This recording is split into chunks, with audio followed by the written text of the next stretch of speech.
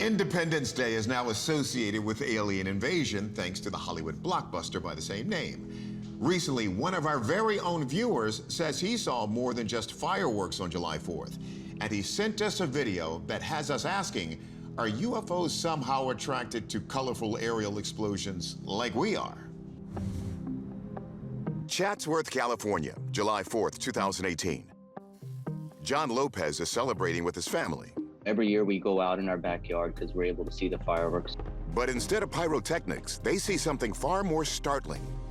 These lights.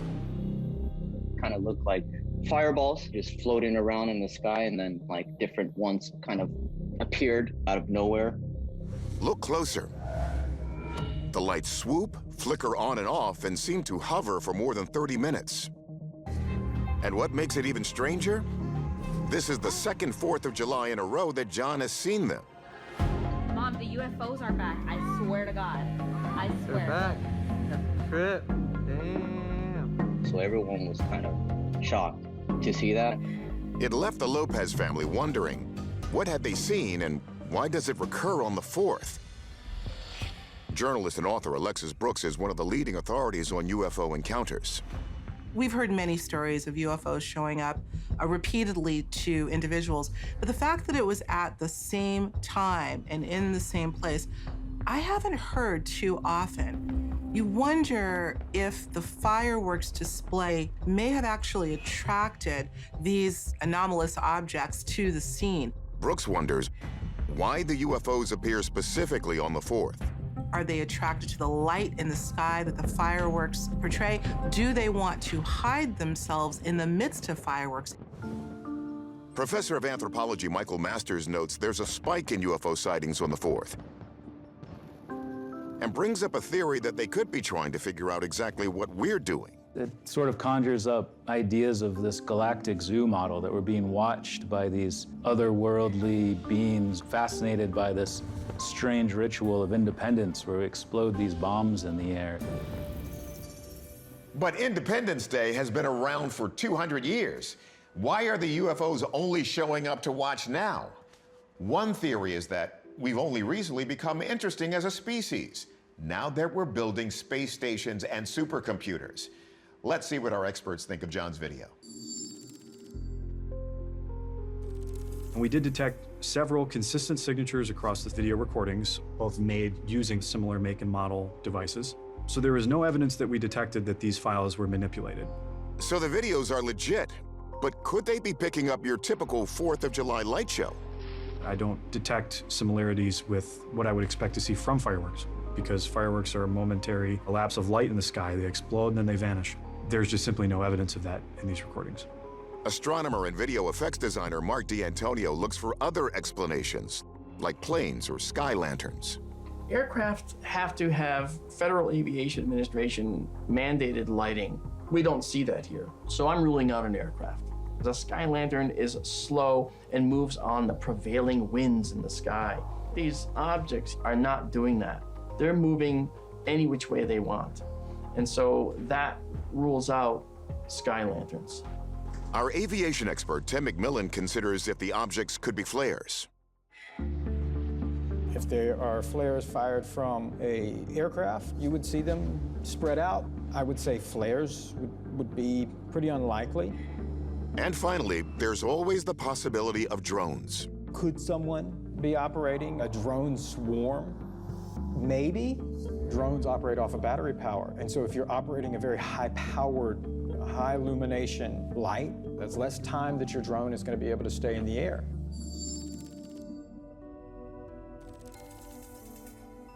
Our experts can only say these lights might be drones, but they can't be certain.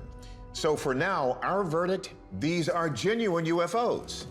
So maybe we are truly living in the land of the free, or we could just be part of a galactic zoo, entertaining the ETs. March 19th, 2020. We're in the skies over Monterrey, Mexico, on a cargo plane headed to Memphis, Tennessee. About an hour into the flight, while Captain Eric Delgado is enjoying his dinner, something catches his eye. He pulls out his device and records this. Oh man, Man, that is phenomenal, dude. I'm so glad you saw that. And you saw it drop out of the sky and just stop? I thought it was a shooting star. Then it just stopped. This is awesome, man. And it's pulsating too, man. That is nuts. Captain Delgado says this thing dropped straight down from above and hit his plane with some kind of spotlight. It looked like a lighthouse in some thin fog as it's turning. So that really got my heart going. No doubt a UFO shining a light on your plane would be a terrifying moment. Thought there could have been a safety issue because initially this thing is turning into us, and then it decided to park itself off our left wingtip. The glowing orb maintains its position, pacing the plane. Delgado says it stayed there for 25 minutes before darting off at a sharp angle. At that point, the fear was gone, and then it was just, I was flabbergasted. It was just wonderment, I guess. And there's more. This is the part of Mexico where Delgado saw the UFO. It's a short flight from central Mexico's zone of silence. A weird place that locals say blocks radio transmissions and where UFOs have been seen for centuries. And check out this video. Similar objects recorded by the Mexican Air Force in 2004.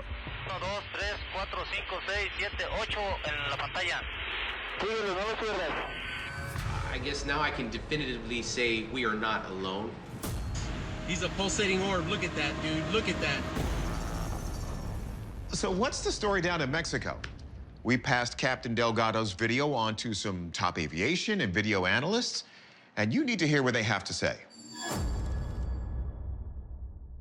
We turn back to Mark D'Antonio, who has spent 15 years doing image and video analysis.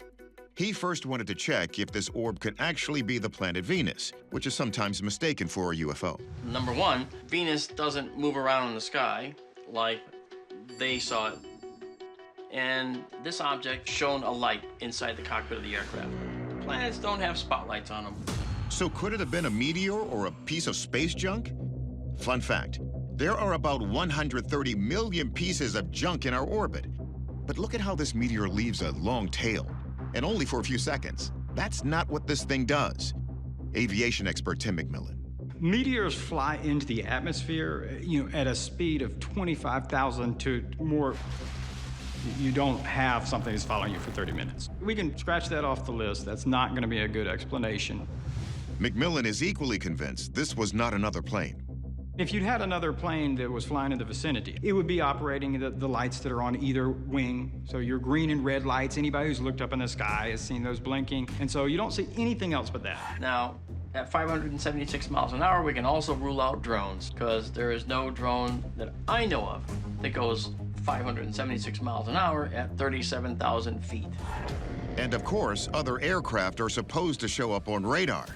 But look at what happens when Delgado pans to the cockpit monitors. There's weather about 40 miles off our left wingtip where this thing seems to have disappeared. It may be the most inexplicable part of this whole incident. The orb never appears on Delgado's collision avoidance system or air traffic control's radar. You would see, if there was another aircraft in the vicinity where they're looking, which is in this region, you'd see a plane on this. So we don't see that. So there's definitely not another aircraft. You now have a case that's really, truly mysterious.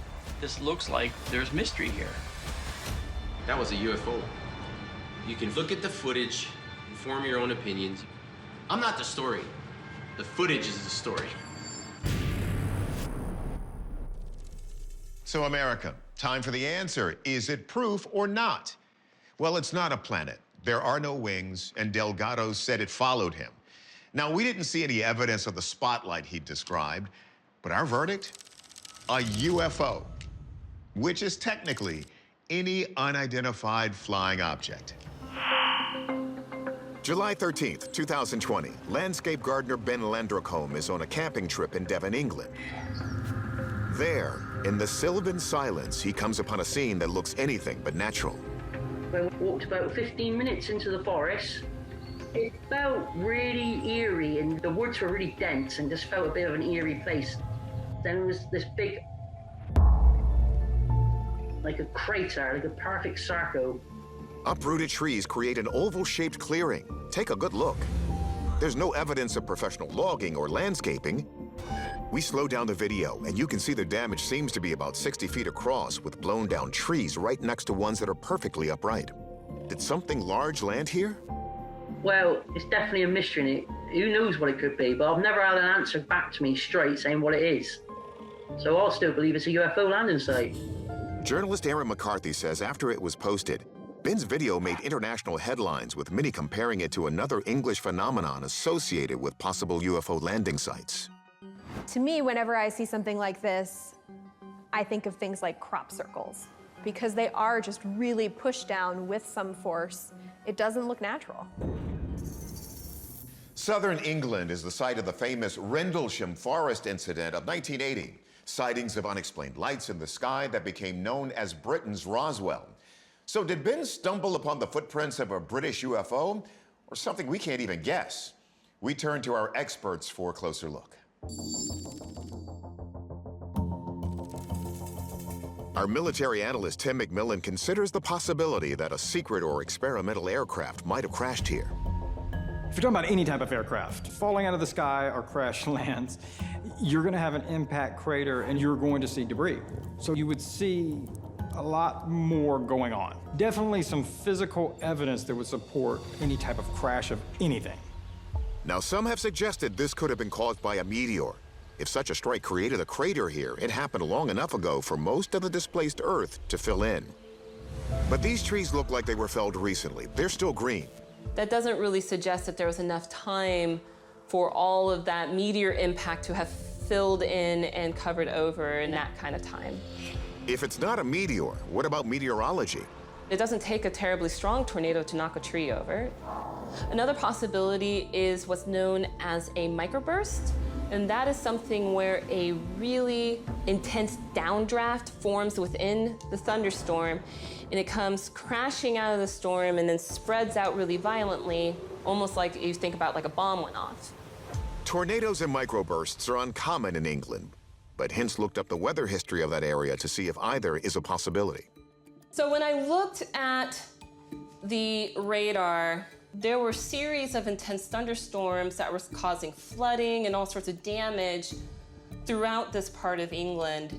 My best guess is that, given the damage pattern, a concentrated gust of winds happened to tear through that particular part of the forest and knock those trees down. So, our verdict?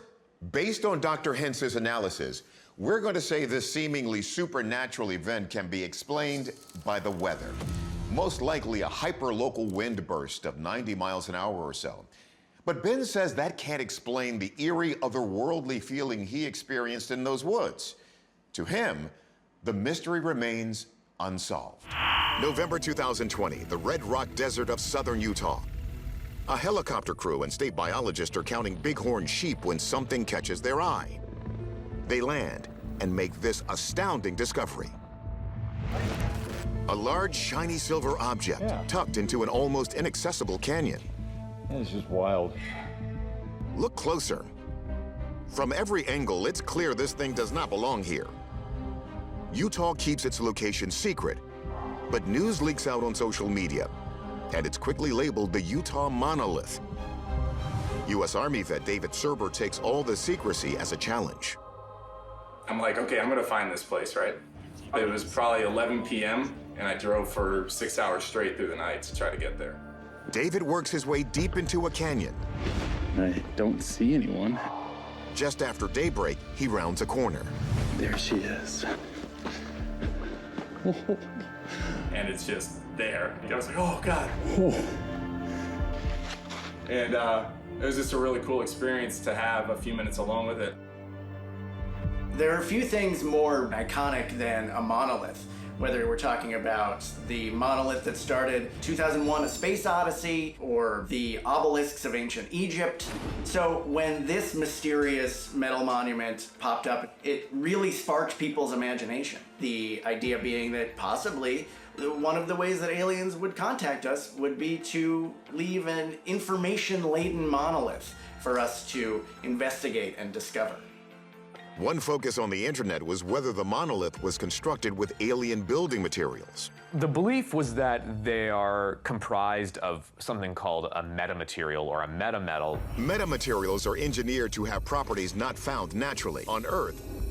Special composites of metal strands and ceramics are created to absorb radar for stealth technology.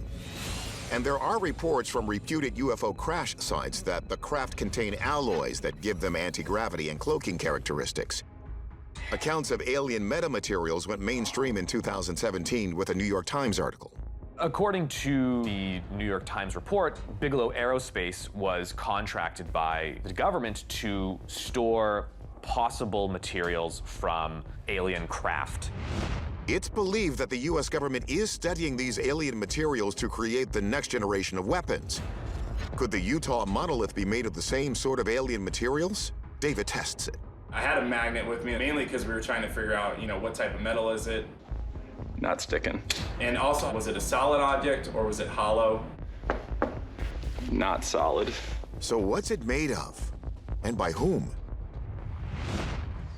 Other mysterious monoliths have been discovered recently, often in remote locations, in Romania, the Isle of Wight, and Sweden. Are these objects some sort of alien calling card, or could they be the product of a very creative and very human mind? And when you first see this, you can't help but think of some type of extraterrestrial technology. However, there's nothing about what we're seeing in this video that leads me to believe it's manufactured from any kind of exotic materials. Unlike reports of UFO metamaterials, the monolith doesn't defy gravity, and it's definitely not cloaked. In person, David noticed fingerprint smudges and ragged corners as well as other signs of terrestrial construction. The telltale signs of those rivets would make me believe this is man-made, no matter how kind of anomalous its appearance is.